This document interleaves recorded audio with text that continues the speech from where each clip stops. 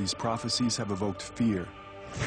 Since Christ's death and resurrection, there have been all these false messiahs who've said that the end has come. However, every person knows, whether they're an atheist or a Scientologist or a Hindu or a Christian or a Catholic or a Jew, every person knows that we are on the verge of apocalypse. Could the biblical prophecy of the 7 signs, written nearly 2,000 years ago, now be coming true? Astonishingly, modern science seems to confirm these unfolding signs. Scientists agree that the world will end.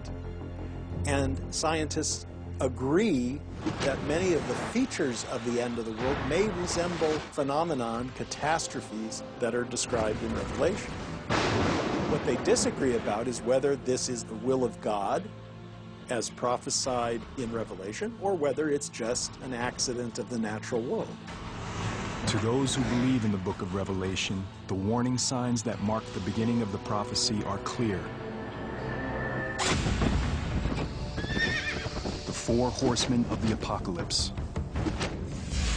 Biblical scholars have decoded their symbolism. A rider on a white horse, on a red horse, on a black horse, and on an ashen horse, all bringing horrible things. If the prophecy has begun, then the terrors these 4 horsemen bring have already arrived. The 4th horseman, the pale horse, symbolizes plague. And when he had opened the 4th seal, I beheld a pale horse, and his name that sat on him was Death. The 4th horseman of the apocalypse is a scary prophecy. The pale horse represents global plague. He's the horseman of death. Huge percentages of the population will die. Even in our modern era, we've seen unimaginable human suffering. Every year, over 1 million people die from malaria alone. The threat of global pandemics strikes fear even among scientific specialists. I'm extremely concerned. Number one, I'm on the front line. I have a family. I have children who are basically being set up for these illnesses. It's always too late after the fact, and we need to put more work and efforts into trying to find vaccines, trying to find preventative measures for these illnesses before they happen. As we'll see, plagues are only the beginning. The 3rd horseman adds another dimension of human destruction, the black horse. And when he had opened the 3rd seal, I heard the 3rd beast say, "Come and see." And I beheld a black horse, and he that sat on him had a pair of balances in his hand. The black horse represents death and famine. Increasing use of crops to make biofuels in recent years has helped trigger shocking food shortages. Some fear it's just the beginning. There's not enough food for the world, and people begin dying in massive numbers. There will be tremendous food shortages. We see mass starvation. A top disaster response expert provides insight into this global human tragedy. There will be chaos. There will definitely be chaos. Rules will not exist, because what happens, unfortunately, is truly that survival mode kicks in. You've got yourself and you've got your family. And that person next to you, unfortunately, is just a person next to you. So if you need bread, you're going to get that bread.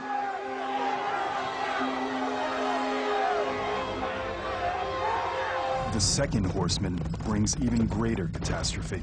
And there went out a horse from him that was red, and power was given to him that they should kill one another. The red horse represents massive war and conflict on planet Earth. The evidence of this sign already surrounds us. War, genocide, terrorism. Incredible human suffering unfolding all over the globe. But where is it all leading?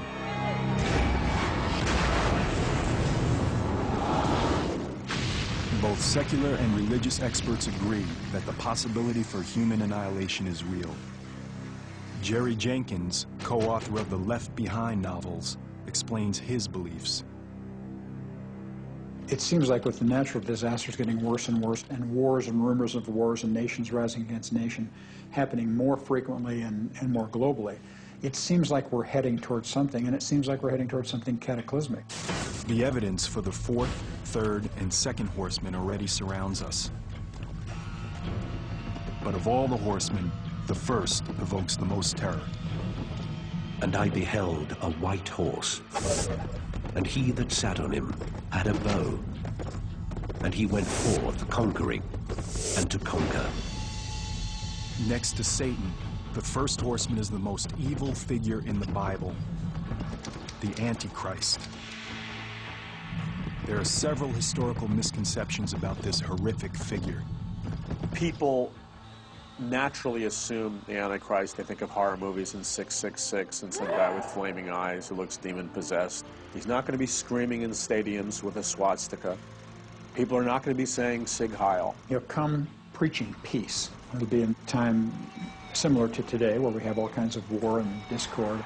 This will be a person who will be so persuasive and such a lover of peace that people will be drawn to him and say, let's let him lead us instead of all these politicians. The book of Revelation foretells that the Antichrist ultimately turns to the dark side. He will play a central role in the final sign, the climactic war that ends the world,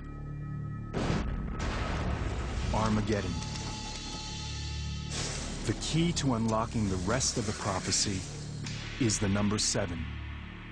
The author of Revelation, like all of the first Christians, was actually born and raised and educated as a Jew. What is the sacred number of the Hebrew Bible? It is the number 7, which is the number of days it takes God to make the world. Later, there was a famine that was coming that would last for 7 years. But first, God would give the nation of Egypt 7 years of bounty.